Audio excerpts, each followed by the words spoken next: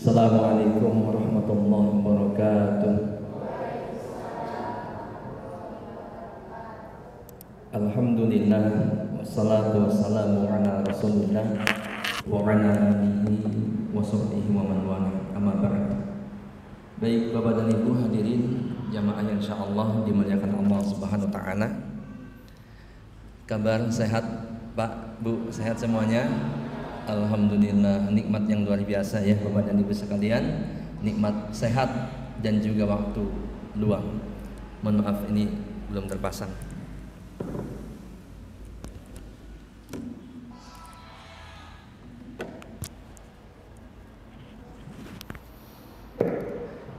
Baik Bapak dan Ibu yang berbahagia, alhamdulillah di pagi hari ini 19 Januari 2025 awal tahun, alhamdulillah Allah Subhanahu wa taala izinkan kita untuk berkumpul di Masjid Al-Mujahidin Tasikmalaya ini. Masya Allah, ini saya kurang hafal persis SG itu Stadium General yang keberapa Bapak dan Ibu sekalian. Tapi yang saya ingat, saya sudah kurang lebih 3 kali di masjid ini. Jadi Stadium General ini sudah dimulai sejak lama. Dulu Masya Allah di awal-awal sebelum pandemi Corona, masih ingat Pak? Corona ya. Itu di awal-awal kita awalnya LC, Lembaga Sosial dan Studi Islam ya, sebelum bergabung dengan Hasmi. Walaupun LC dan Hasmi itu sama. Itu Masya Allah penuh Pak, masjid ini luar biasa indah ya. Tapi memang seiring berjalannya waktu ya, mungkin karena pengaruh media dan lain sebagainya, setelah itu juga Corona ya, kemudian ada pelarangan untuk berkumpul dan sebagainya, kemudian ala kulli hal mulai berubah. Tapi alhamdulillah yang hadir saat ini, walaupun sebelumnya belum pernah hadir Pak ya, mungkin termasuk baru barangkali dapat undangan dari Facebook gitu ya, dari FB Ad. Tapi alhamdulillah ini satu nikmat yang sangat luar biasa. Jadi Hasmi ini salah satu program dakwahnya adalah menyelenggarakan Stadium General di berbagai kota, khususnya untuk sementara Jawa Barat ya, Jabodetabek dan Jawa Barat gitu. Dan saat ini juga kalau tidak salah di Bogor sedang berlangsung, kemudian di Ciamis ya, satu lagi nggak hafal antum. Ustadz Ilyas, satu lagi di mana? Ciamis atau di Bandung gitu ya. Jadi ada 3 tempat alhamdulillah. Tidak lain dan tidak bukan Bapak dan Ibu sekalian, ini adalah dalam rangka untuk melaksanakan perintah Allah, kewajiban untuk kita kaum muslimin, yaitu untuk mendakwahkan agama Islam.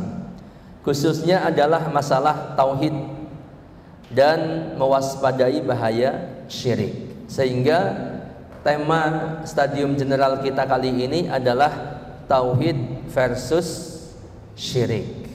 Dan ini Bapak dan Ibu sekalian, dari zaman dahulu kala ya, katakanlah awal mula diciptakannya manusia, diturunkannya manusia, Adam alaihissalam dan seterusnya, atau bahkan kalau misalkan tadi kita lihat di video itu, yang paling jelas, yang real terjadi mulai ada penyimpangan adalah sebelum diutusnya Nabi Nuh alaihissalam.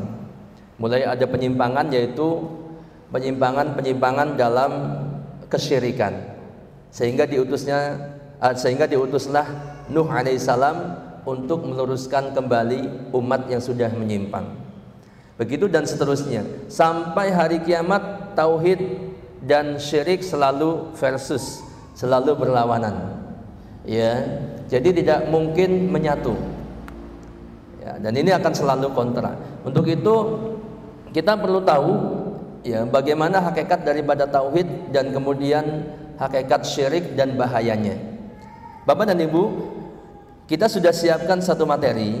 Nanti Bapak dan Ibu ya, biasanya kalau ibu-ibu rajin catat, tapi kalau nggak catat juga nggak apa-apa sebenarnya. Bisa tinggal minta ke panitia filenya, ini saya kasih semuanya. Dan materinya alhamdulillah Insya Allah lumayan lengkap gitu ya. Dan sengaja saya tampilkan supaya Bapak dan Ibu bisa melihat barangkali ya kalau kebaca. Baik. Adapun urgensi daripada pembahasan ini, Bapak dan Ibu sekalian, bisa dilihat dalam layar. Yang pertama, ini penting untuk dibahas karena banyak kaum muslimin yang masih belum mengerti akan bahaya dosa syirik kepada Allah Subhanahu wa taala. Dan juga belum mengerti, belum memahami bagaimana pentingnya bertauhid kepada Allah Subhanahu wa taala. Sehingga banyak orang yang kemudian jatuh kepada perbuatan syirik dan melalaikan ataupun melupakan keagungan tauhid kepada Allah. Dan ini real banyak terjadi. Bapak dan Ibu bisa tengok, bahkan di tengah-tengah masyarakat kita, terkadang kalau kita punya sensitif iman yang kuat, pasti kita kadang ngelus dada. Ya, ini hakikatnya perbuatan syirik sebenarnya. Ya. Dan ini banyak terjadi hampir di setiap kampung, bahkan di kota-kota itu masih banyak terjadi. Ya, sampai-sampai berapa sering ditayangkan di televisi. Misalkan ada satu perhelatan atau satu event besar. Ya, contoh yang ini misalkan balap motor GP. Tapi Ibu pasti hafal, ibu-ibu. Motor GP tahu, Bu? Ya, tahu-tahunya bumbu dapur. Ya kan? Misalkan ada event besar yang melibatkan mungkin internasional lah gitu ya. Negara-negara lain event besar, ada rencana diadakan balap motor GP ya di sirkuit tertentu. Kemudian yang terjadi apa? Untuk supaya tidak turun hujan, supaya keadaan aman dan lain sebagainya, didatangkanlah siapa? Pawang hujan, dukun. Ya, dan itu dipertontonkan, itu diyakini banyak orang. Ini yang real. Belum lagi di masing-masing daerah, masing-masing kota, masing-masing kampung biasanya ada ritual-ritual tertentu ya, yang kalau kita lihat walaupun mereka mengatasnamakan ini adat, ini tradisi, ini budaya, tapi itu jelas dalam pandangan kacamata Islam itu syirik. Ya, real nggak Pak? Banyak terjadi nggak? Banyak. Tapi kalau kita melihat lagi, ternyata yang melakukan itu, ya, kalau kita cek, kalau kita lihat, kita perhatikan, ternyata mereka adalah kaum muslimin, kaum muslimah, dalam tanda kutip. Betul nggak? Iya, ternyata ada Pak Haji, ternyata ada Bu Haji, ternyata berpeci, ternyata sering sholat Jumat, ternyata berkerudung, kan berarti muslim. Tapi ternyata melakukan yang seperti itu. Ini artinya mereka itu masih belum, yang saya katakan di sini, belum mengerti sekali bagaimana bahayanya perbuatan syirik kepada Allah. Nanti kita akan lihat, Bu, di materinya, supaya semakin kuat kita untuk menjauhi syirik dan memegang teguh tauhid kepada Allah.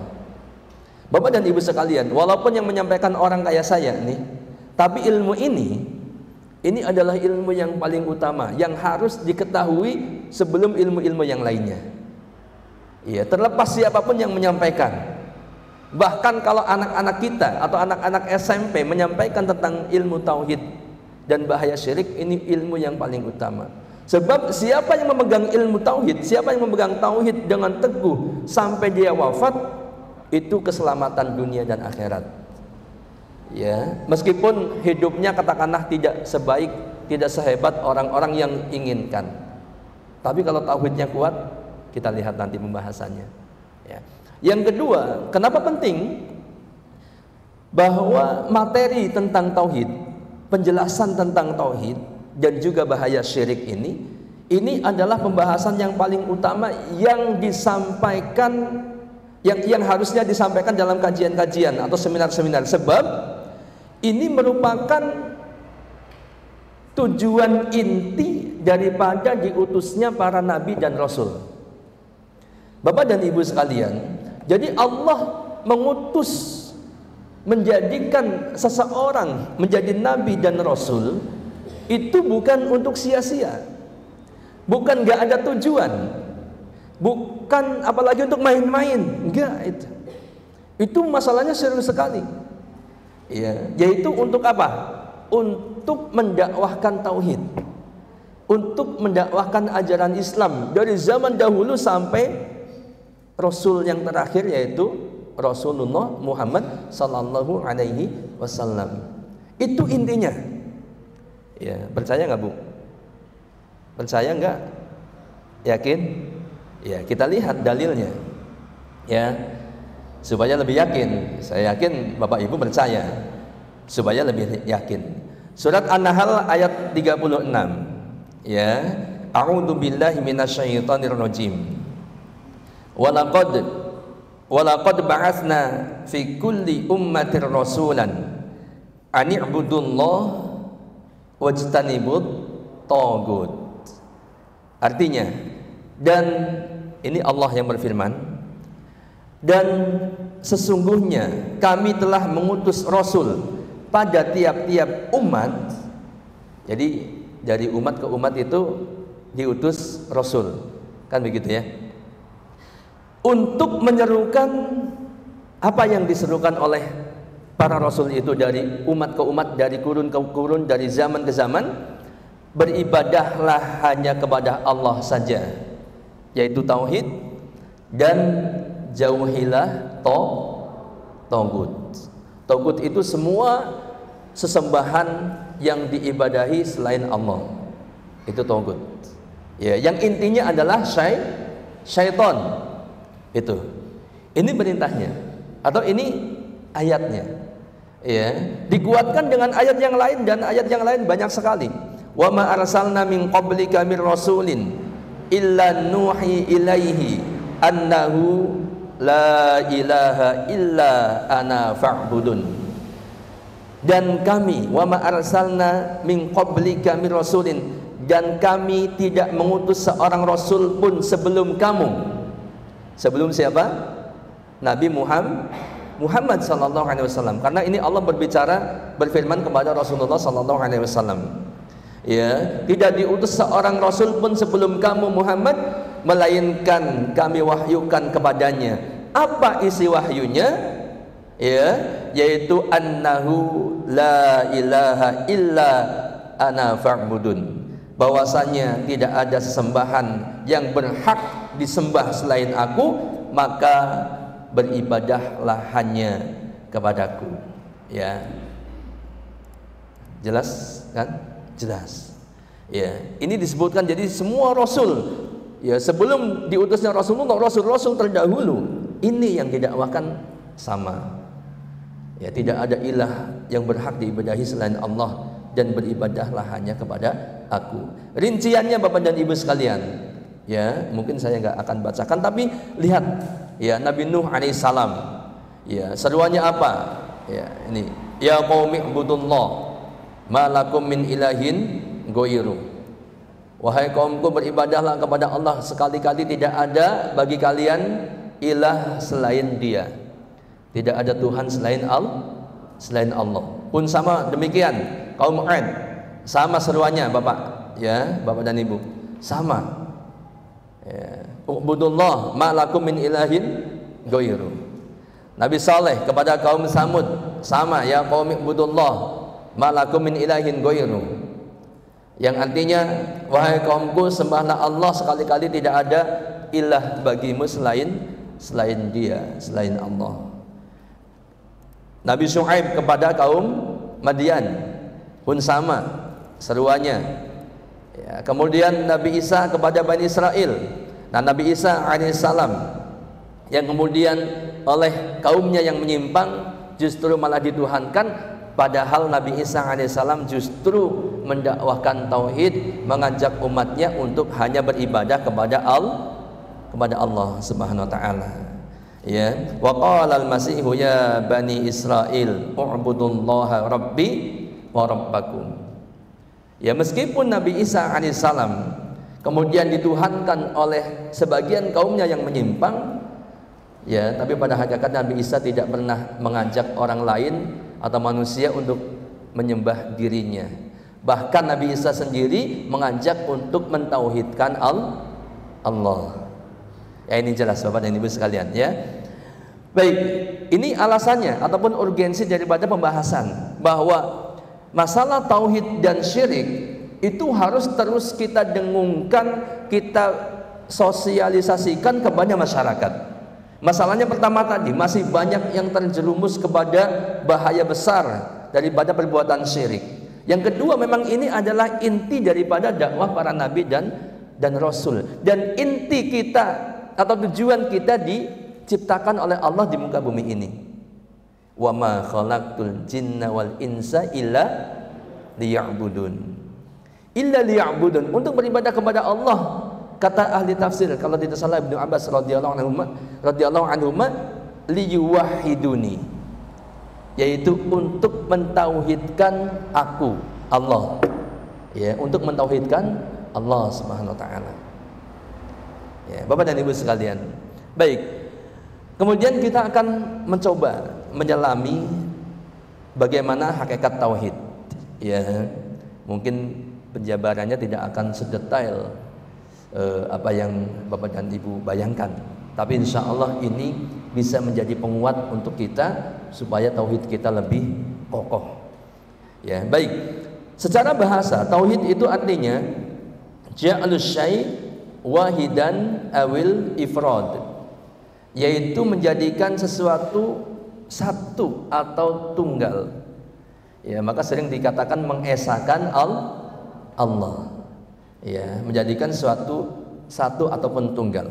Sedangkan secara bahasa, mohon maaf, secara istilah, tauhid itu adalah ifradullah ta'ala bima yahtasu bihi minar rububiyyati wal uluhiyyati wal asma wa sifat, yaitu mengesahkan Allah Subhanahu wa taala dalam hal-hal, ini perhatikan Bapak dan Ibu, dalam hal-hal yang menjadi kekhususan bagi Allah.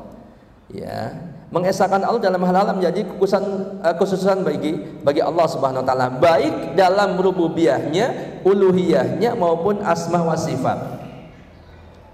Ya, enggak usah bingung Bapak dan Ibu, ini sekedar istilah. Rububiyah itu ya contoh, nanti kita akan jabarkan, singkatnya adalah rububiyah itu perbuatan-perbuatan Allah, seperti yang menciptakan, yang menurunkan hujan, yang menghidupkan, mematikan. Kita harus yakini ya bahwa yang dimaksud dengan tauhid ini adalah meyakini Allah yang menciptakan kita semua, yang menghidupkan, mematikan, kemudian yang memberikan rezeki, yang menurunkan hujan. Ya, ini diantara contoh bagaimana tauhid rububiyah. Dan ini sekedar teknis. Kemudian uluhiyah adalah dalam peribadatan. Ya, hanya Allah yang berhak diibadahi. Ya, seperti salat kita, ruku sujud kita hanya kepada Allah. Ya, segala ibadah hanya untuk Allah. Kemudian nama dan sifat-sifatnya, meyakini bahwa Allah memiliki nama-nama, sifat-sifat yang maha sempurna, yang tidak mempunyai sedikit pun kekurangan ataupun kelemahan. Ini yang dimaksud, ya Bapak dan Ibu sekalian. Adapun ya, kita lihat supaya lebih jelas dari paragraf ke paragraf, ya. Kita diperintahkan untuk beribadah hanya kepada Allah Subhanahu wa taala saja, dan dilarang keras untuk beribadah kepada selain Allah dalam bentuk apapun juga, sekecil apapun juga. Karena hanya Allah lah sebenarnya Rob ataupun Tuhan yang harus disembah, diibadahi. Sedangkan sesembahan-sesembahan yang lainnya adalah Tuhan-Tuhan palsu, bukan Tuhan yang sesungguhnya. Itulah tauhid, beribadah hanya kepada Allah, kemudian dilarang beribadah kepada selain Allah sekecil apapun Bapak dan Ibu sekalian. Pernah ada satu riwayat ya, bahwa kurang lebih begini ya, kalau kita gambarkan, ada satu ini Kalau mau selamat melewati kampung ini, jalan ini, maka harus mempersembahkan persembahan. Ya, maka ada orang yang, waduh, saya nggak punya apa-apa nih buat dipersembahkan. Ya, maka dikatakan cari seekor lalat atau nyamuk atau apa kayak gitu ya. Kemudian didatangkan lalat, kemudian dipersembahkan. Ya, dia bisa lewat di situ. Ya, sedangkan yang lainnya itu dia nggak sudi. Sekecil apapun persembahan kalau bukan untuk Allah atau kepada selain Allah, ya kalau kepada selain Allah maka ini jelas adalah kesyirikan. Maka dia tidak mau. Ya. Nah, orang yang satu yang mempersembahkan walaupun lalat dia lewat, tapi ketika di akhirat nanti orang yang mempersembahkan persembahan sebesar lalat pun atau dalam bentuk lalat pun dia kemudian masuk ke dalam neraka. Dan orang yang tidak mau mempersembahkan walaupun hanya lalat, dia selamat dari api neraka dan masuk surga. Ya. Jadi sekecil apapun persembahan kalau diberikan kepada selain Allah, jangan dianggap ini masalah yang kecil. Ya, tetap itu adalah kesyirikan yang luar biasa. Seperti contoh tadi, kita mempersembahkan kepada zat selain Allah, ya, karena kita mungkin meyakini atau seseorang meyakini di tempat itu adalah tempat yang angker, kalau tidak mempersembahkan bisa celaka. Kemudian persembahkanlah katakanlah cicak dipersembahkan, lalat dipersembahkan, walaupun kecil, tapi ini adalah bentuk kesyirikan yang sangat besar dosanya. Ya, maka bisa menjerumuskan ke dalam neraka kalau dia tidak bertobat.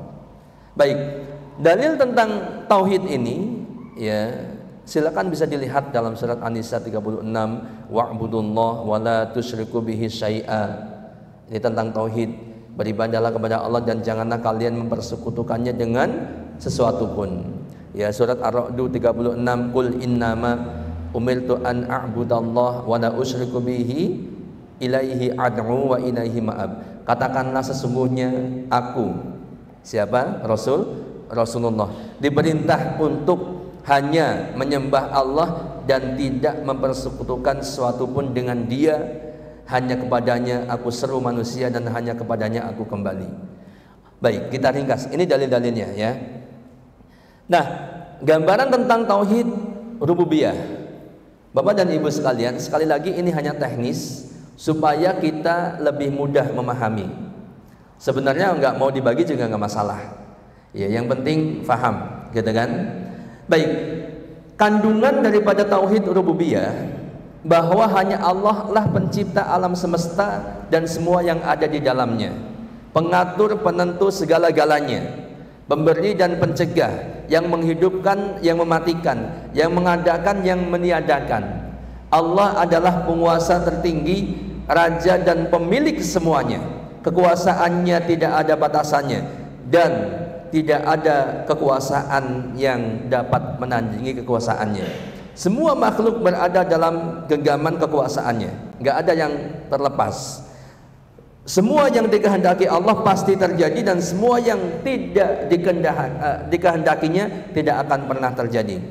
Tidak ada keinginan lain yang bisa terlaksana bila bertentangan dengan keinginan Allah Subhanahu wa taala. Kita ingin A, Allah berkehendak B, maka A tidak mungkin terjadi. Karena Allah tidak berkehendak. Tidak ada yang bisa mencegahnya dari perbuatan apapun juga. Allah berkehendak, tidak ada yang bisa mencegahnya. Allah berkehendak menurunkan hujan, mau 100 orang, 1000 orang, bahkan seluruh orang berkumpul untuk menahan hujan, tidak bisa. Dan kenyataannya waktu itu tetap turun hujan, tetap ya, iya. Bahkan banyak dicibir sama, iya. Karena ya pawang hujan nggak bisa apa-apa. Ya, kalaupun itu tidak terjadi hujan, itu karena kehendak Allah, bukan karena hebatnya si dukun pawang hujan, bukan sama sekali.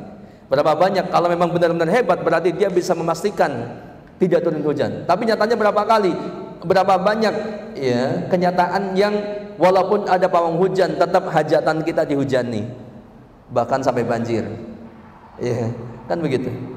Nah, tidak ada satu zat pun yang menyamai Allah Subhanahu wa taala, menandinginya atau mendekati derajatnya. Barang siapa yang beranggapan atau percaya bahwa ada zat lain yang mempunyai hak seperti Allah, baik seluruhnya atau sebagiannya, ya, maka orang itu telah berbuat syirik kepada Allah Subhanahu wa taala.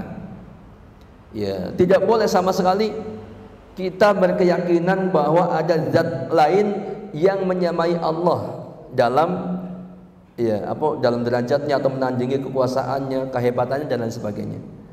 Ya. Baik. Dan termasuk dalam kandungan, adapun kandungan tauhid asma wa sifat tadi, bahwa Allah itu mempunyai nama-nama dan sifat-sifat yang maha sempurna, yang tidak dibarengi dengan kecacatan, kelemahan, kekurangan, tidak ada sama sekali.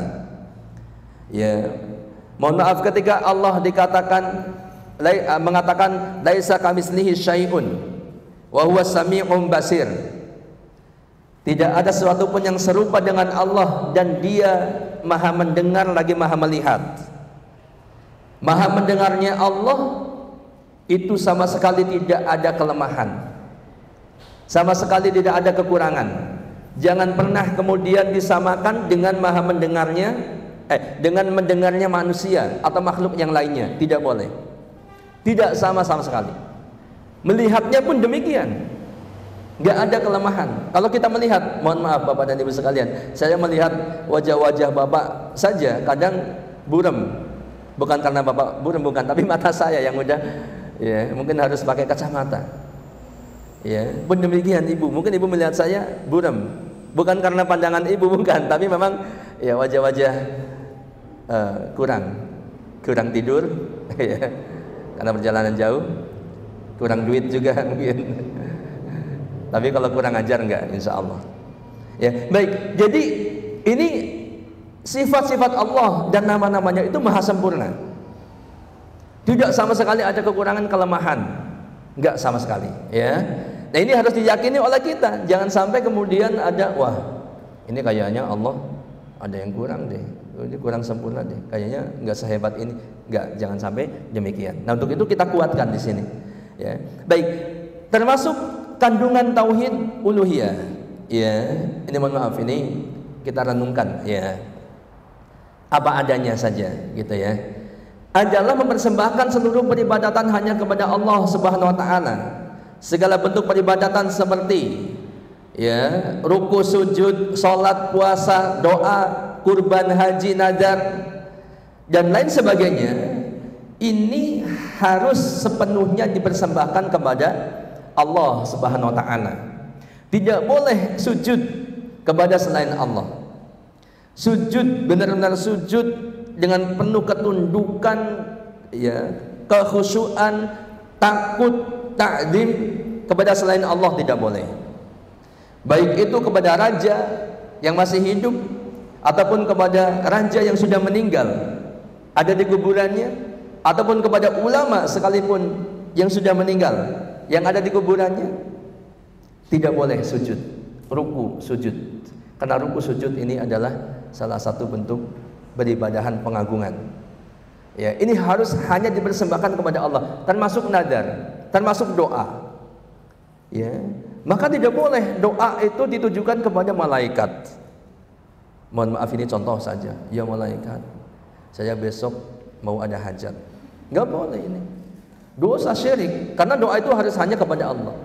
Ya Nabi, nggak boleh. Ya Husain, nggak boleh. Ya Syekh, nggak boleh. Berdoa itu harus hanya kepada Allah Subhanahu wa taala. Ya. Termasuk di dalamnya adalah hanya Allah Subhanahu wa taala yang berhak membuat hukum, baik hukum-hukum peribadatan, hukum-hukum keduniawian. Beribadatan itu, kalau kita mau beribadah itu hanya Allah. Jadi manusia itu nggak boleh membuat satu peribadatan walaupun niatnya baik atau bentuknya seolah-olah baik, tapi kalau itu bukan buatan Allah, bukan syariat Allah, maka ini nggak boleh.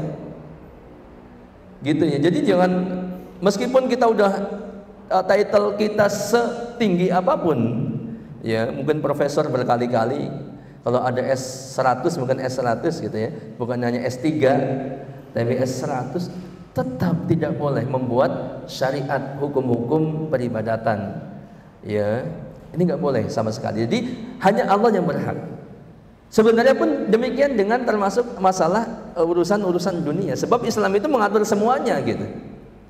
Ya, dan sudah dipastikan bahwa hukum Allah, syariat Allah itulah yang paling adil, yang paling bisa mensejahterakan umat manusia. Sampai-sampai mohon maaf, ya kemarin saya baru nih kalau mau disetelin ada ya. Ada orang luar negeri lah gitu ya. Mungkin orang Amerika atau orang mana gitu. Bule. Ya. Tapi dia sampai memelihara jenggotnya.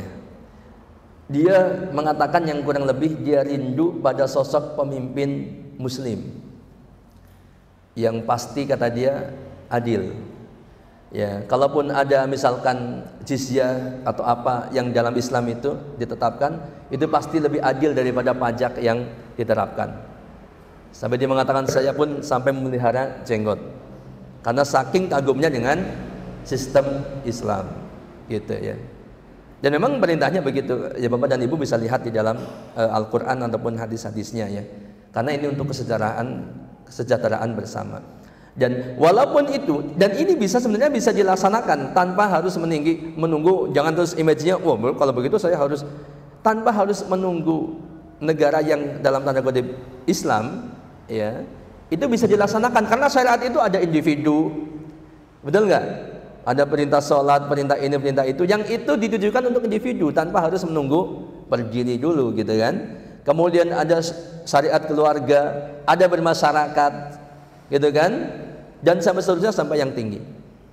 Dan itu ya di dalam Al-Quran dituntut untuk diamalkan ataupun ditegakkan dalam diri kita, keluarga-keluarga kita, masyarakat kita. Supaya apa? Supaya terjadi keberkahan. Kan begitu. Nah ini pun demikian sebenarnya sesungguhnya di dalam tauhid itu pun isinya ini. Begitu ya, untuk itu kita ya berharap sekali gitu ya. Walaupun tentunya kalau pengen mengharapkan suatu sistem yang masyarakat yang Islami ya tentu dengan cara yang terbaik. Caranya bagaimana? Ya penyuluhan, berdakwah, ya tidak melakukan cara-cara yang tidak baik atau yang menyimpang, gitu ya. Yang menyimpang yang bagaimana? Ya teror sana sini itu salah. Kan begitu ya? Tidak demikian. Baik. Selanjutnya singkatnya Bapak dan Ibu sekalian, hakikat syirik. Kalau tadi tauhid, ada gambaran Pak, Bu? Enggak terlalu cepat kan? Bisa ditangkap? Bisa ya? Mana coba lihat, ditangkap. Ya di sinilah gitu ya, di kepala semuanya diingat. Tapi memang ya begitu, kita datang di majelis taklim itu mungkin nggak akan semua bisa diingat. Ya, tapi minimal ya sedikit ada yang netes sebagai hidayah. Ya, bahkan nanti nggak ingat sekarang, nanti justru sampai rumah ingat. Itu bisa jadi begitu, gitu ya. Nanti kalau misalkan pengen mengulang lagi materi ini, insya Allah bisa dilihat di YouTube, ya. Khususnya kalau saya ini kebetulan meskipun saya mengisi materi di Hasmi, saya sebenarnya kalau tugas kerjaan itu di Yayasan Islam Al-Huda Bogor. Ya sama, ini sama-sama punya Hasmi. Hasminya punya Al-Huda, Al-Huda yang punya Hasmi. Tapi beda divisi gitu ya. Dan kebetulan saya diamanahi sebagai ketua di bidang pendidikan pesantren, sekolah tahfidz Al-Quran. Gitu ya Bapak dan Ibu. Jadi kita kurang lebih ada 15-an. Ya termasuk di Tasik ini, ada di Ciawi situ Pak, Ciawi ya. Ada pesantren Abu Bakar As-Siddiq. Nanti Ustaz Asep mungkin hadir atau ada di belakang. Ya, mungkin barangkali nyebarin brosur. Kalau yang mau dekat boleh ke situ. Ya, walaupun nanti ke depan mereka akan dimandirikan, tidak disupport biaya dari pusat. Tapi itu punya kita Al-Huda. Kalau di kebanyakan di Bogor, kemudian ada di Jawa Tengah 1, kemudian ada di Cianjur, ya, kebanyakan di Bogor memang masih. Nah itu ada pondok pesantren punya kita. Namanya bukan Al-Huda pondoknya, tapi kalau yayasannya namanya Al-Huda, Al-Huda Bogor. Kalau Bapak Ibu mau lihat di website www atau www.pesantrenalhuda.com. Di situ ada beberapa informasi tentang sekolah-sekolah kita. Silakan. Baik, kembali ke laptop. Masih ada nggak orang yang kembali ke laptop? Kalau orang yang zaman dulu pasti kenal. Ya. Kalau anak-anak sekarang mungkin nggak kenal. Itu familiar banget ya, kembali ke laptop. Memang kembali ke laptop. Mengenal hakikat syirik. Kelihatan? Syirik itu apa? Syirik adalah taswiyatu ghairillahi billah fima huwa khasaisulillah. Syirik adalah menyekutukan, mensejajarkan Allah atau selain Allah dengan Allah, ya, menyekutukan Allah dengan selain Allah di dalam hal-hal yang menjadi kekhususan bagi Allah. Ini syirik namanya. Bukan syirik tanda tak mampu, bukan. Itu syiriknya orang sana.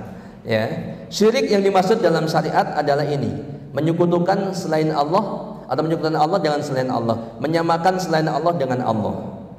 Ya, tadi dalam hal-hal yang menjadi kekhususan bagi Allah, contohnya adalah yang mudah misalnya memberi rizki. Itu kan harusnya hanya Allah, diyakini oleh kita hanya Allah yang memberi rizki. Kok ada orang yang meyakini ada zat lain yang memberi rizki? Contoh misalkan Dewi Sri itu memberi rizki kepada petani. Kemudian Nyi Roro Kidul memberi rizki kepada nelayan. Nah, ini berarti syirik besar. Ya, kemudian ada zat-zat yang lain selain Allah. Ya, apapun itu namanya, apapun bentuknya, ya, maka itu syirik kepada Allah Subhanahu wa taala. Kita lihat paragrafnya. Di antara makna syirik juga adalah mempersembahkan peribadatan sekecil apapun juga dalam bentuk apapun juga kepada selain Allah. Tadi sudah disinggung. Demikian juga menyamakan Allah dengan makhluknya atau menjadikan satu zat sebagai tandingannya dalam hal apapun juga termasuk kesyirikan. Di antara bentuk-bentuknya, ya, kesyirikan, mempercayai adanya pencipta, penguasa mutlak, memberi rizki, memberi kehidupan, mematikan, mengatur alam semesta, menurunkan hujan dan lain sebagainya selain Allah Subhanahu wa taala.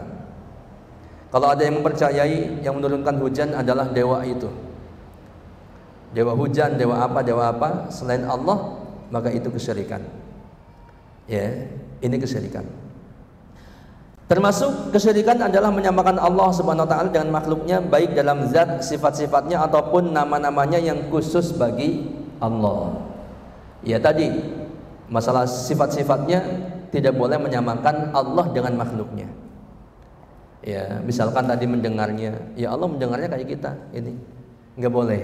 Pokoknya mendengar, ya Allah Maha mendengar. Kayak apa mendengarnya? Nggak tahu, Allah, hanya Allah yang tahu. Makanya Allah yang tahu. Kita tidak boleh menyamakan, gitu ya. Apalagi kemampuannya, misalnya mendengarnya kayak kita. Kalau udah jauh dikit, Allah nggak dengar lah. Kan Allah di langit tinggi jauh, nggak dengar sampai sini. Ini bahaya. Ini kesyirikan. Ya, tidak boleh menyamakan dengan makhluk. Melakukan praktek peribadatan kepada selain Allah, salat, sujud, ruku, puasa, kurban, doa, nazar, persembahan sebenarnya, ini adalah kesyirikan. Ya, termasuk syirik adalah memberikan kepada zat lain, ya, selain Allah Subhanahu wa taala untuk menentukan tadi disinggung, ya, masalah hukum. Karena memang ini adalah sebenarnya hak Allah Subhanahu wa taala. Ya, adapun kita berbuat apa? Ya, kita berbuat dakwah, gitu kan. Berbuat dakwah kepada manusia supaya bisa, ya, memberikan hasil yang terbaik. Termasuk juga dalam wala wal baro. Kita skip, ya. Wala wal baro, wala itu kecintaan, baro itu kebencian. Jangan sampai tauhid wala wal baro kita tertukar. Wala, kecintaan itu harus diberikan kepada Allah, kepada kaum muslimin. Ya, kebencian itu diberikan kepada orang-orang kafir yang memusuhi Allah. Jangan terbalik. Ada Israel sedang menggempur saudara kita di Gaza, di Palestina, malah ngoceh di medsos, misalkan mendukung Israel. Ya. Amerika mendukung Israel, malah dukung, padahal Muslim orang ini malah dukung Amerika. Ya. Ini wala wal baro, termasuk dalam tauhid rincian. Ini pun tidak boleh salah. Ya, Muslim harus mendukung Muslim yang lainnya. Tidak boleh bergembira atas musibah, bencana ataupun kekalahan kaum muslimin. Ya. Dan tidak boleh juga merasa senang gembira atas kemenangan orang-orang kafir yang memusuhi kaum muslimin. Dan sebaliknya harus bergembira atas kekalahan orang kafir yang memusuhi kaum muslimin.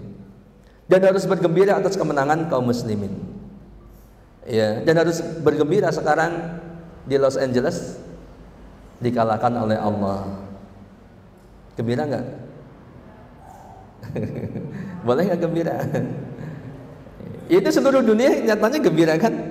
Ada orang yang bilang baru kali ini ya suatu negeri ditimpa bencana, tapi semua orang di seluruh dunia merasa gembira. Baru kali ini gitu.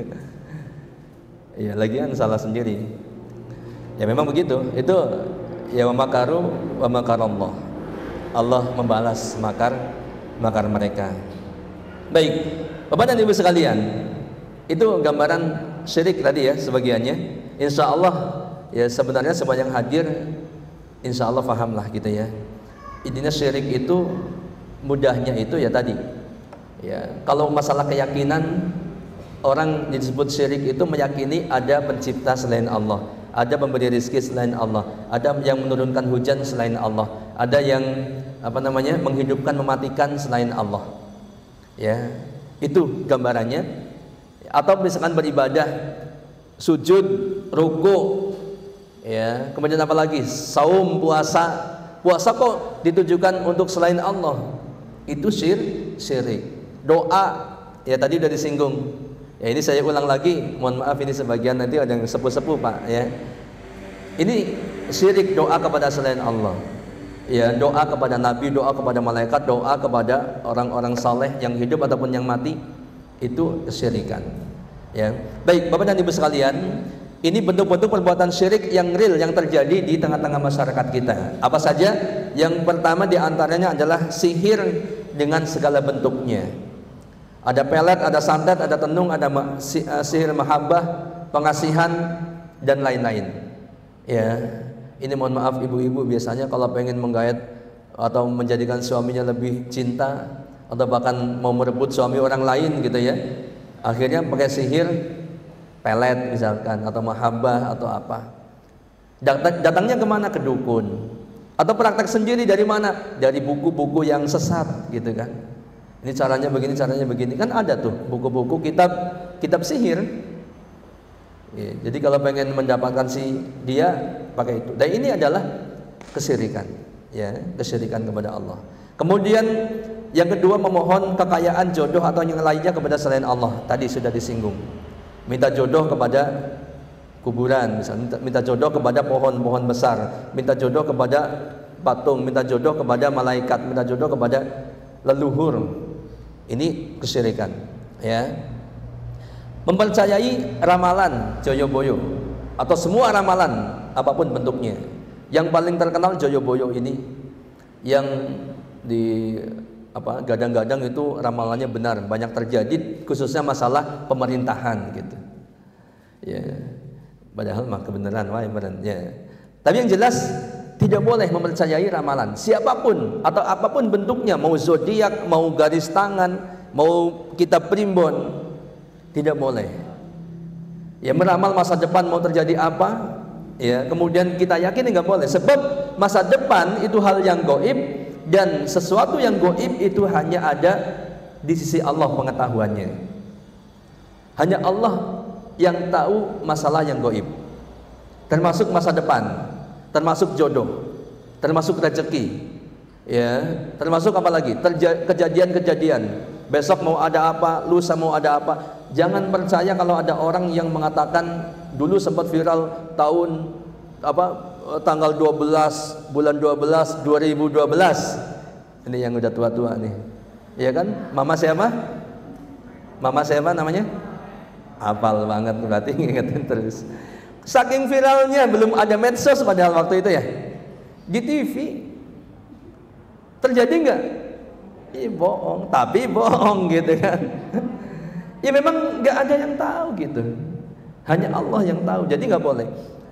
Bahkan mendatangi peramal saja nggak boleh.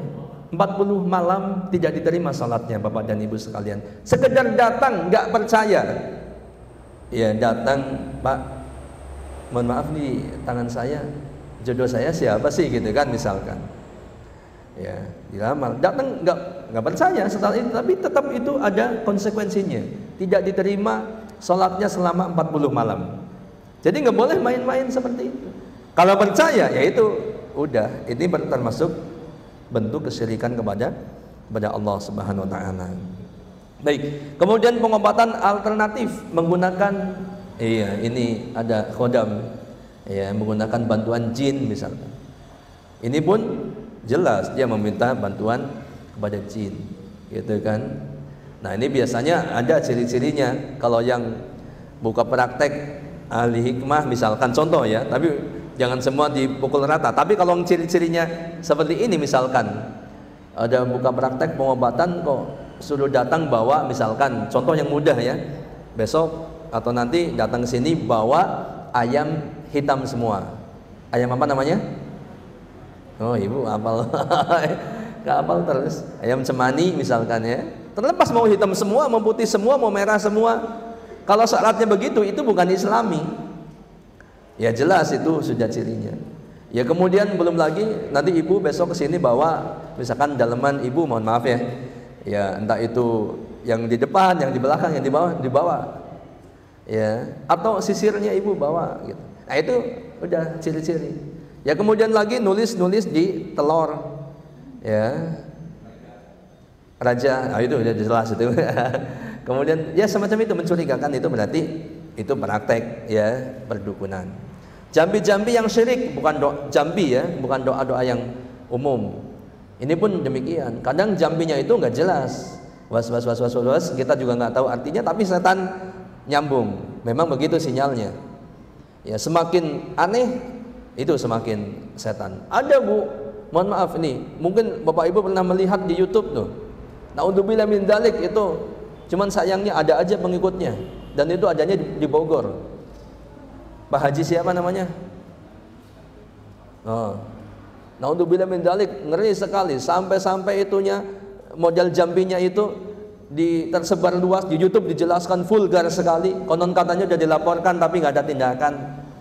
Iya, itu benar-benar menyesatkan. Doanya mohon maaf bu, doanya itu jambinya itu menyinggung mohon maaf kelamin laki-laki, kelamin perempuan. Naudzubillah min dzalik, cari di itu.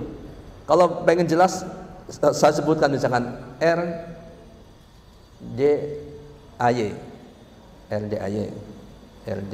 rumah doa anak yatim, pakai nama itu pak. Tapi naudzubillah siaran langsungnya aja benar-benar porno, semuanya hal-hal yang seperti itu. Maka bapak dan ibu kalau ada melihat misalkan orang ke syuting, sekarang kan zamannya semuanya diintip pakai kamera gitu ya. Ada orang jualan, mohon maaf bapak dan ibu, orang jualan udah dibungkusin itu, kemudian apa? Dikopekin ke kemaluannya, mohon maaf. Naudzubillah min dzalik. Itu mungkin dia apa namanya? Ya terkena ilmunya model begitu supaya orang bisa balik lagi. Ya itu setan, ilmu setan. Jadi setan itu semakin begitu semakin senang. Ya, jadi dukun semakin hebat kalau dia akan semakin hebat, semakin sakti kalau dia semakin hebat menghina simbol-simbol Islam. Mohon maaf nih, Al-Quran dijadikan alas untuk naudzubillah min dzalik. Al-Quran dikotorin dengan darah haid. Itu yang kita nggak tahu di belakangnya seperti itu, tapi di depannya pakai peci, bahkan pakai gamis, pakai sorban, pakai ini, pegang tasbih, seolah-olah ngajarin benar, padahal di belakangnya itu dukun.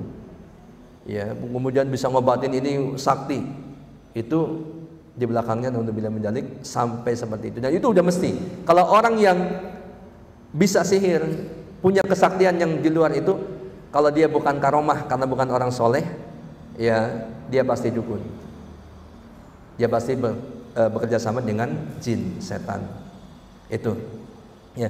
Kemudian menyembelih hewan untuk persembahan untuk tumbal. Mau bangun apa namanya gedung besar, apartemen, potong kepala, Kepala dia, kepala kerbau ditanam di pojokannya. Itu ya, supaya apa? Supaya lancar, supaya selamat. Itu apa kalau bukan kesyirikan? Ya, contoh yang lain-lainnya pun sama, ya, bukan hanya apartemen. Kemudian ruatan, baik ruatan untuk manusia, orang, ruatan diri, ruatan desa. Mohon maaf, lagi-lagi mungkin ada yang mengatakan ini tradisi, ini kan tradisi, ini kan kebudayaan, kita udah ini. Tapi dilihat, harus dilihat dengan kacamata Islam, kan begitu, dilihat dengan kacamata syariat. Apakah tradisi yang seperti itu dibenarkan di dalam Islam? Atau justru harus dijauhin, sebab nggak mendatangkan apa-apa gitu. Kalaupun nggak dilakukan, nggak akan terjadi apa-apa.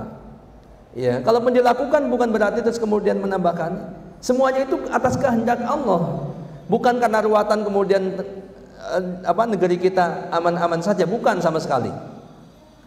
Ya, bukan karena ruatan kemudian berlimpah, itu semuanya adalah kehendak Allah.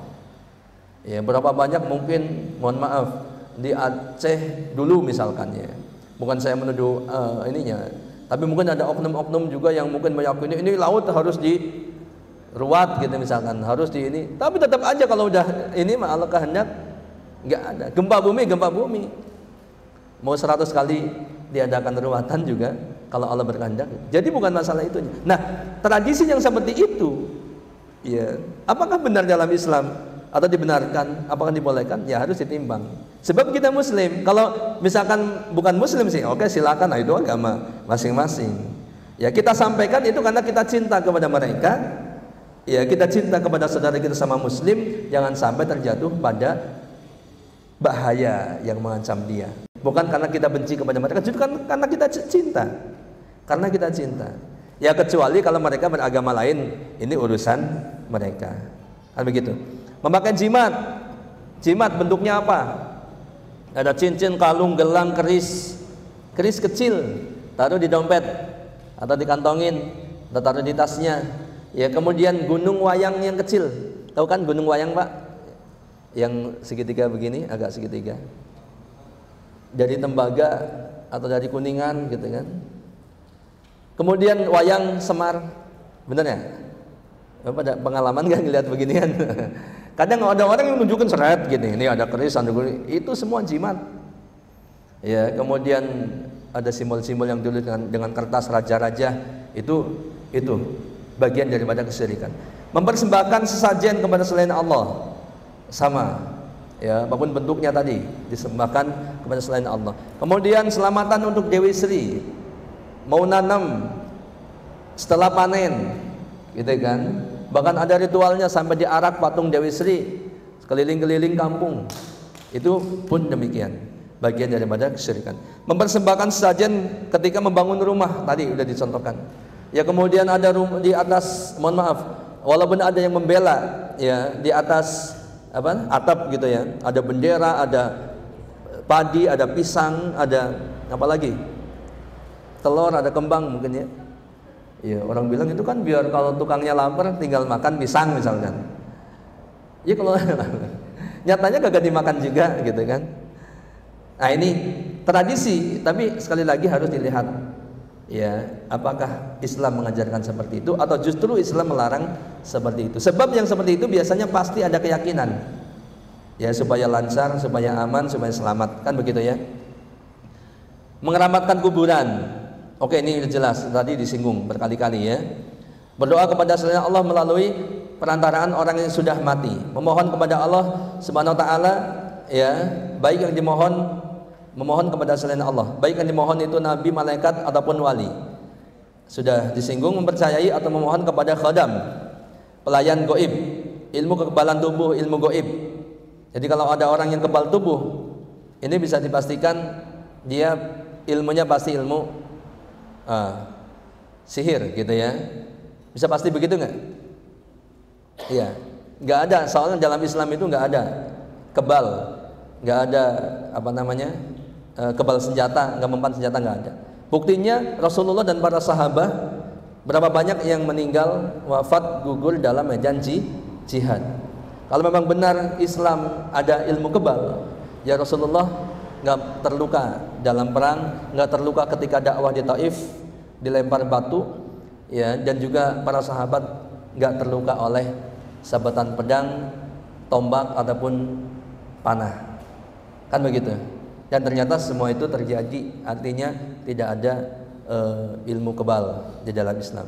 Dan biasanya secara kalau kita telisik tadi, jadi kebal itu biasanya kerjasama dengan jin, begitu. Pesugihan, ya. Nah ini insya Allah sudah paham. Kemudian susuk, ya pun demikian, kecantikan, ketampanan atau kewibawaan, kepercayaan diri dan lain sebagainya, ini termasuk di dalamnya dan lain sebagainya. Baik, Bapak dan Ibu sekalian, ya ini gambaran ini baru mukadimah. Siapa? Hilmi. Lanjut langsung apa mau break kopi? Langsung aja. Masih kuat Pak, Bu? Masih ya, nggak apa-apa, nahan ngantuk sedikit ya. Sambil dinikmatin apa yang bisa dinikmatin di hadapannya, sedikit snack. Ya, nanti kopinya katanya setelah ini. Jadi setelah materi selesai, ngopi sambil ada informasi sedikit dari panitia. Begitu ya. Baik. Kita akan sampaikan secara ringkas tentang keutamaan tauhid dan bahaya syirik. Gambaran tauhid, gambaran syirik insya Allah sudah sangat jelas.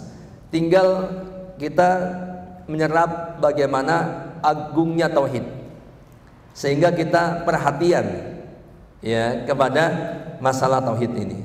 Dan bahayanya syirik sehingga kita pun perhatian untuk sejauh mungkin menjauhi kesyirikan. Yang pertama keutamaan tauhid, ya, bahwa di antara keutamaannya adalah at-tauhid a'dhamu arkanul Islam. Tauhid ini adalah rukun Islam yang paling agung, yang paling utama. Rukun Islam ada berapa, Pak, Bu? Ada 5. Ya, yang pertama syahadat. Ya, makna syahadat, bunyi syahadat bagaimana? Asyhadu alla ilaha illallah wa anna muhammadar rasulullah wa asyhadu anna muhammadar rasulullah. Nah, di syahadat ini ada persaksian atau kita harus mempersaksikan bahwa alla ilaha illallah. Kan begitu ya? Tidak ada ilah yang berhak diibadahi selain Allah. Ini kalimat tauhid. Sehingga dikatakan tauhid itu a'dhamu arkanul Islam. Rukun Islam yang paling utama, bahkan yang paling pertama.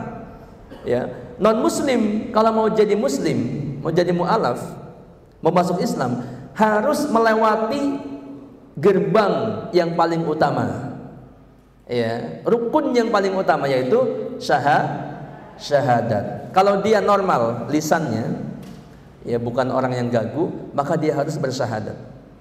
Ya, bersaksi bahwa tidak ada ilah selain Allah dan Muhammad Rasulullah. Ya. Dalilnya dalam hadis, ada 2 redaksi hadis yang mirip. Silakan Bapak dan Ibu nanti bisa dilihat. Al-Islam anta syahada la ilaha illallah wa anna Muhammadar Rasulullah wa iqamis shalah wa tuqimas shalah wa tutiyaz zakah wa tasuma ramadan wa tahujjal baita in istata'ta ilaihi sabila. Rukun Islam. Ya, di hadis yang lain ya yang hampir sama maknanya bisa dilihat dalam Bukhari dan Muslim. Yang kedua, tauhid adalah ahumul muhimmat wa awwalil wajibat. Tauhid itu hal yang terpenting dan yang paling utama.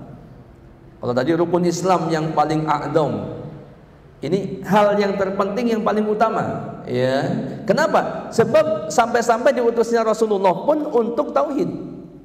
Umirtu an uqatilan nas hatta yashhadu alla ilaha illallah wa anna Muhammadar Rasulullah. Aku diperintahkan untuk memerangi manusia, ya, supaya mereka atau sampai mereka bersaksi bahwa tiada ilah selain Allah dan Muhammad adalah utusan Allah. Yang dimaksud memerangi itu bukan perang dengan senjata. Ya, seperti pemerintah punya program memerangi kemiskinan dan kebodohan. Apa orang-orang miskin, orang-orang bodoh terus kemudian ditembakin di pedang gitu kan? Bukan. Memerangi itu mungkin boleh diartikan mengentaskan manusia agar mereka bertauhid kepada Allah. yang tadinya menyembah selain Allah kemudian didakwahi, diajak untuk beribadah hanya kepada Allah. Ya, dan seterusnya. Yang pertama disebutkan adalah Rasulullah diutus untuk menjadikan manusia bersaksi bahwa tidak ada ilah selain Allah dan Muhammad Rasulullah sallallahu alaihi wasallam. Termasuk Rasulullah ketika mengutus para sahabatnya, contohnya Mu'ad ya radhiyallahu anhu ketika diutus ke negeri Yaman. Ya, keluar dari Mekah, dari Madinah katakanlah ke negeri Yaman. Diutus, maka Rasulullah berpesan kepada sahabat Mu'ad radhiyallahu anhu ini. Apa pesannya? Ya, dikatakan dalam riwayat ini, innaka sata'ti qauman ahla kitab. Sesungguhnya engkau akan mendatangi satu kaum dari ahli kitab.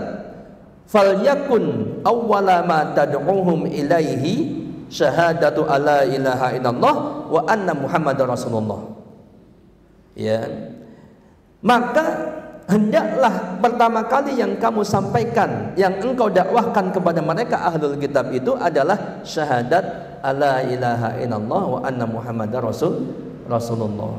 Wa fi riwayatin, disebutkan dalam riwayat yang lain adalah ayyuwahidullah, yaitu untuk mentauhidkan atau ila ayyuwahidullah, disampaikan untuk mentauhidkan Allah. Ini yang pertama kali, sehingga dikatakan ahumul muhimmat wa awadul wajibat, kewajiban yang paling pertama, ya, urgensi yang paling penting. Makanya kenapa Hasmi LC kemudian kok dakwahnya seolah-olah monoton atau kaku atau kolot gitu ya, kayak gini-gini doang, nggak keren, nggak kayak yang lain. Dakwahnya tentang cinta, tentang ini, tentang itu. Ini karena memang kita melihat prioritas gitu kan, prioritas. Ya, kalau mau dakwah soal cinta, soal kemesraan keluarga, soalnya silakan melihat di YouTube banyak. Boleh datang ke tempat lain, boleh nggak? Boleh gitu. Tapi penguatan akidah, penguatan tauhid, ya, penguatan manhaj, insya Allah mudah-mudahan ini tetap menjadi prioritas dakwah Hasmi. Sebab masyarakat itu realitanya masih begitu, ya. Baik. Nah, setelah itu kalau udah mentaati dakwah tentang tauhid, baru disampaikan hal-hal yang lain, ada sholat, ada zakat atau sedekah, ya, dan lain sebagainya.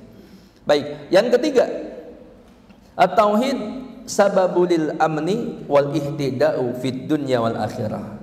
Perhatikan Bapak dan Ibu sekalian, tadi 2 poin udah luar biasa. Poin yang ketiga, tauhid adalah sebab keamanan dan petunjuk di dunia dan akhirat. Tauhid, kalau pengen aman, negeri pengen aman, negeri itu harus bertauhid, beriman dan bertakwa. Walau anna ahlal qura amanu wattaqau la fatahna alaihim barakatim minas sama wal ard. Kalau suatu negeri beriman bertakwa, Allah bukakan keberkahan dari langit dan dari bumi. Ya, sebaliknya kalau negeri nggak bertakwa, bencana banyak. Jadi bencana itu, kalau kita ditarbiyah di dalam Hasmi, bencana itu terjadi bukan semata-mata karena ada misalkan gempa bumi, lempengan di dasar itu bergeser begini-begini, cara tahu aja oke lah. Tapi di balik itu ada sebabnya.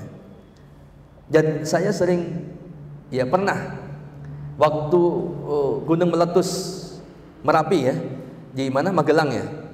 Ada yang orang Jogja Magelang sini? Ada nggak? Nggak ada. Iya. Saya dulu sebelum kembali ke Bogor pernah ditugaskan oleh Hasmi di Jogja, termasuk Klaten, ya.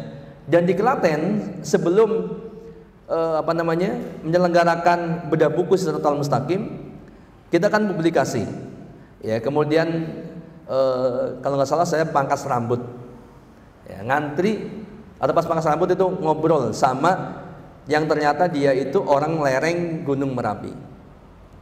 Ya, kebetulan saya kan dakwah waktu itu masih agak muda, semangatnya juga itu. Jadi ngomongin dakwah terus gitu ya.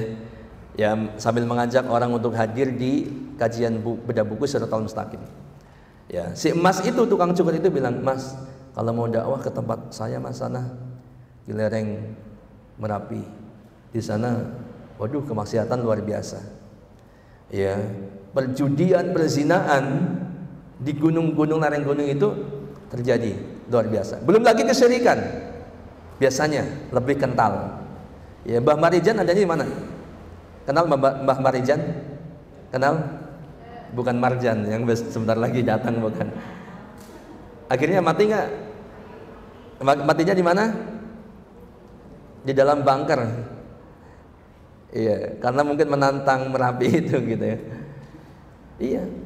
Dan itu kesyirikan dan dahsyatnya Merapi Bapak Ibu, karena waktu itu saya tugas di sana dari Bogor kemudian datang lagi ke Jogja, di jalan di Magelang itu luar biasa. Iya, itu benar-benar kayak lautan lahar dingin yang bentuknya udah jadi pasir. Sampai rumah segini Pak, itu tinggal kelihatan atapnya doang. Jadi kalau banjir di Sukabumi kemarin banjir air, di sana banjir pasir, rumah ketutup pasir. Batu segede rumah kecil lah, mungkin sepuluh kamar rumah. Dari Merapi sampai jauh banget ke jalan raya Magelang. Geleng-geleng kepala. Itu terjadi serius ya. Mungkin sekarang masih ada, kalau bekas-bekas yang di lereng itu yang jadi hamparan kayak padang pasir mungkin masih ada ya. Tapi kalau yang di jalan-jalan tentunya udah dikeruk sampai jalan itu terputus kemudian dikeruk supaya bisa lewat. Itu terjadi karena banyaknya kemaksiatan, bukan semata-mata bencana alam yang biasa ya, dan semua itu atas kehendak Allah, kan begitu ya. Nah, adapun tauhid, seandainya orang itu bertauhid, maka dikatakan tauhid ini adalah sababu lil amni wal ihtida fid dunya wal akhirah, sebab keamanan dan petunjuk dunia dan akhirat. Kita lihat Allah Ta'ala berfirman, alladzina amanu walam yalbisu imanahum bidzulmin ulaika lahumul amnu wa hum muhtadun. Orang-orang yang beriman dan tidak mencampur adukan keimanan mereka dengan apa? Dengan kezaliman, bidzulmin. Ya. Nah, yang dimaksud dzulmin di sini adalah syirik, kesyirikan. Ya. Maka mereka itulah yang mendapatkan keamanan dan mereka itulah orang yang mendapatkan petunjuk. Jadi satu riwayat di sini saya tuliskan, saya cantumkan, tapi pada intinya bahwa satu riwayat bahwa ketika para sahabat mendengar ayat ini, kemudian mereka mengatakan, siapa di antara kita yang tidak pernah berbuat zalim? Ya, zalim pada diri sendiri kepada orang lain, gitu kan? Manusia itu pasti pernah berbuat dosa. Dosa itu zalim kepada sendiri. Ya. Maka Rasulullah mengatakan, adapun yang kemudian turun firman Allah, adapun yang dimaksud kezaliman adalah kesyirikan. Ya, seperti nasihat Luqman kepada anaknya, ya bunayya la tusyrik billah inna syirka la dzulmun adzim. Sesungguhnya kesyirikan adalah kezaliman yang paling besar. Ya, maka yang dimaksud zalim dalam ayat di atas adalah kesyirikan yang tidak mencampurkan antara iman dan kesyirikan, itu yang mendapat keamanan dunia dan akhiratnya. Yang keempat, oke, baik. Al-ibadah la tuqbal illa bitauhid. Ibadah itu tidak diterima di sisi Allah kecuali dengan tauhid. Ya, ibadah tanpa tauhid tidak diterima. Ibadah tanpa ikhlas, tauhid itu kan memurnikan ibadah hanya kepada Allah. Jadi ibadah kok dia mencampuri niatan dengan yang lain, maka ini tidak diterima ibadahnya. Atau orang beribadah tapi dia berbuat syirik juga di belakang, hancur semuanya, tidak diterima. Ya, sebab amal itu tergantung daripada niatnya. Innamal a'malu binniyat wa innama likulli imri'in ma nawa. Ya, sesungguhnya amal itu ya tergantung pada niatnya, dan setiap orang akan dibalas berdasarkan niatnya tersebut. Ya, hadisnya bisa dibaca lagi nanti. Ya. Nah, memang ibadah itu syarat yang paling minimal adalah selain tauhid, yang kedua yaitu ittiba. Jadi mentauhidkan Allah dan juga mengikuti Rasulullah. Ikhlas kepada Allah dan caranya sesuai dengan tuntunan Rasulullah sallallahu alaihi wasallam. Hilmi, kipasnya nggak ada yang nyala. Jangan-jangan pada panas lagi. Kepanasan Bu? Enggak ya? Iya, panasan mana di akhirat nanti di neraka ya? Oh iya bisa padahal. Mangga Ibu kalau yang mau pakai kipas boleh di belakang. Ya. Apa kedinginan malah? Aman ya? Baik. Jadi tauhid atau ibadah tidak diterima tanpa tauhid. Ya, jadi artinya tauhid itu satu yang bernilai sangat besar. Sebab ibadah kita ya kalau tidak ada tauhid berarti ibadah kita sia-sia semuanya, ya. Baik, yang kelima, tauhid sababu dukhulil jannah wan najati minan nar. Tauhid itu sebab masuk ke dalam surga dan selamat dari api neraka.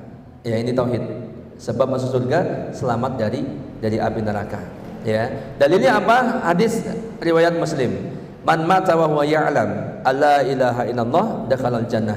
Barang siapa yang meninggal dunia, wafat dan mengetahui bahwa tidak ada ilah yang berhak diibadahi kecuali Allah, niscaya dia akan masuk surga. Bahkan dikatakan dalam hadis yang lain, miftahul jannah la ilaha illallah. Kunci surga itu adalah la ilaha illallah. Tapi la ilaha illallah ada konsekuensinya.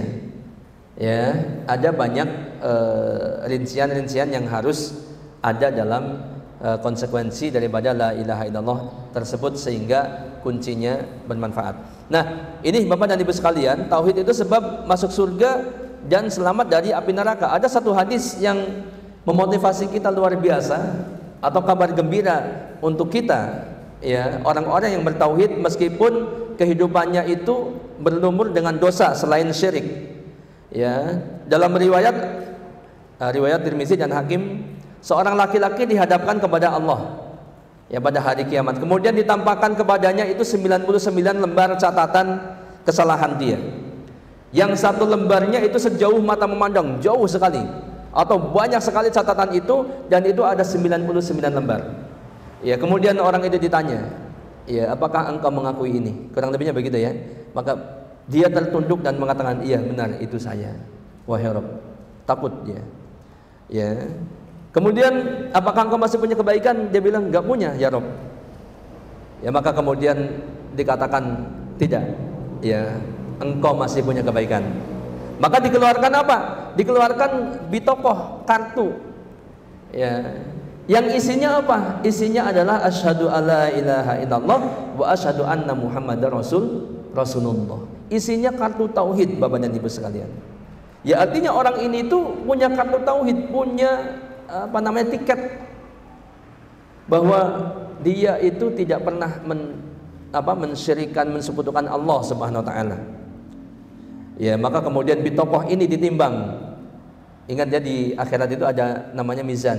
Ditimbang, taruh, kemudian 99 lembar catatan keburukan, dosa-dosa itu ditimbang di timbangan yang lain. Maka Bapak dan Ibu, timbangan ini lebih berat timbangannya. Ya, bitokoh la ilaha illallah wa anna muhammadar rasulullah itu lebih dahsyat sehingga dia selamat. Ya, Bapak dan Ibu sekalian. Ini, jadi tauhid itu sebab masuk surga dan kemudian sebab terhindar dari neraka. Baik, yang terakhir Bapak dan Ibu sekalian tentang bahayanya syirik supaya lengkap ya. 5 menit lagi lah insyaallah bisa. Baik, di antara bahaya syirik, kalau tadi keutamaan tauhid sudah luar biasa, ya. Kalau yang nggak sempat nyatat nanti bisa minta ke panitia, ya, di kontak person panitia, insya Allah bisa dikirim materinya. Di antara bahaya syirik, yang pertama, innallaha ta'ala la yaghfiruhu idza mata sahibuhu wa lam yatub minhu. Allah tidak akan mengampuni pelakunya, ya, ketika dia meninggal pelaku syirik. Ketika dia meninggal dalam keadaan belum bertaubat kepada Allah, tidak akan diampuni. Ya, dalilnya apa? Surat An-Nisa ayat 48 dan 116. Hampir mirip redaksinya, hampir sama. Innallaha la yaghfiru ayyushraka bih wa yaghfiru ma duna dzalika liman yasha wa may yusyrik billah faqad iftara itsman adzima. Sesungguhnya Allah tidak akan mengampuni dosa syirik. Jadi enggak akan diampuni. Adapun dosa-dosa yang lain ini ada peluang boleh jadi diampuni. Tapi untuk syirik sudah distempel, nggak akan diampuni. Ya, nggak ada toleransi untuk dosa syirik diampuni. Ya, adapun dosa yang lain berzina, kemudian mencuri, katakanlah ya dosa-dosa yang besar kelihatan gitu kan, kemudian mendolimi orang lain dan lain sebagainya, ini boleh jadi ya diampuni. Tapi boleh jadi juga nggak diampuni sama Allah. Artinya ada pembalasannya. Kalau diampuni kan berarti nggak ada balasannya, gitu. Nah ini, maka syirik, hati-hati bahwa Allah tidak akan mengampuni dosa syirik bagi pelakunya ketika dia meninggal dalam keadaan belum bertaubat. Kalau sudah bertaubat bagaimana? Kalau bertaubat dengan taubatan nasuha, taubat yang benar-benar dan tidak dilakukan lagi, maka diampuni, dihapus semua dosa itu, kembali bersih. Ya, tapi nggak ada yang menjamin kalau gitu sekarang kita berbuat syirik, nanti besok kita bertobat. Nggak ada yang menjamin kita meninggal dalam keadaan bertobat. Untuk itu tetap harus waspada. Yang kedua, sahibuhu kharijum minal Islam. Pelakunya itu keluar dari Islam. Jadi walaupun titlenya haji ataupun umroh berkali-kali, salat wajib nggak pernah ketinggalan, berjamaah, ikut majelis taklim dan lain sebagainya, kalau dia di belakang berbuat syirik, maka dia hakikatnya keluar dari Islam. Ya, Bapak dan Ibu bisa lihat, innal ladzina kafaru min ahlil kitabi wal musyrikin fi nari jahannam. Bahkan ditegaskan di dalam neraka jahannam, khalidina fiha ulaika hum syarrul bariyah. Ya, dikatakan sesungguhnya orang-orang kafir. Jadi apa saja? Min ahlil kitab, ahlul kitab kafir, wal musyrikin, orang-orang musyrik. Siapa orang-orang musyrik? Ya tadi, orang-orang yang berbuat syirik yang tadi sudah disebutkan. Ini orang-orang kafir. Walaupun mohon maaf Bapak dan Ibu, kalau melihat ini di realita tengah-tengah masyarakat kita, jangan kemudian langsung menuduh, nggak boleh. Ini kalau didakwahkan baik-baik, ya supaya kita dan keluarga kita dan saudara kita selamat dari kesyirikan. Sebab ini ancamannya memang besar, gitu ya. Oke, baik. Kemudian singkatnya yang ketiga, innallaha ta'ala la yaqbalu minal musyrikin amalan wa ma amilahu min a'malin sabiqatin takunu haba'an mansura. Ya, orang-orang musyrik yang mati dalam keadaan syirik belum bertaubat, sebesar apapun amalnya itu nggak ada bekasnya. Ya, sehebat apapun dia sedekah nggak ada bekasnya. Membangun masjid di mana-mana, pesantren di mana-mana, tapi ternyata dia syirik di belakangnya dan meninggal dalam keadaan syirik belum bertaubat, nggak ada bekasnya. Ngeri nggak Pak? Sia-sia nggak? Sia-sia ngeri sekali. Ya, wa qadimna ila ma amilu min amalin faja'alnahu haba'an mansura. Dan kami hadapkan segala amal yang mereka kerjakan, lalu kami jadikan amal itu haba'an mansura. Kalimat yang sangat familiar di tengah kita, haba'an mansura. Ya, seperti debu diterpa angin, nggak ada bekasnya. Ya, haba'an mansura, seperti debu yang berterbangan. Walaqad uhiya ilaika wa ilal ladina min qablika la in asyrakta la yahbatana amaluka wa la takunanna minal khasirin. Dan sesungguhnya telah diwahyukan kepadamu, siapa? Nabi Muhammad, dan kepada nabi-nabi yang lainnya sebelummu, jika engkau mempersekutukan Allah, niscaya akan hapuslah amalanmu itu, dan tentulah kamu termasuk orang-orang yang merugi, masuk ke dalam neraka. Hapus amalnya dan dia termasuk orang yang merugi. Ya. Yang keempat, dukhulul jannah alaihi haramun wa huwa mukhaladun finaril jahim. Masuk surga haram bagi siapa? Bagi orang-orang yang berbuat syirik, dan dia kekal di dalam neraka jahannam. Innahu may yusyrik billah faqad harramallahu alaihil jannah wa ma'wahun nar wa ma lidzalimina min ansar. Sesungguhnya orang-orang yang berbuat syirik kepada Allah, maka pasti Allah haramkan kepadanya surga, dan tempatnya ialah neraka. Tidaklah ada bagi orang-orang yang zalim itu seorang penolong pun.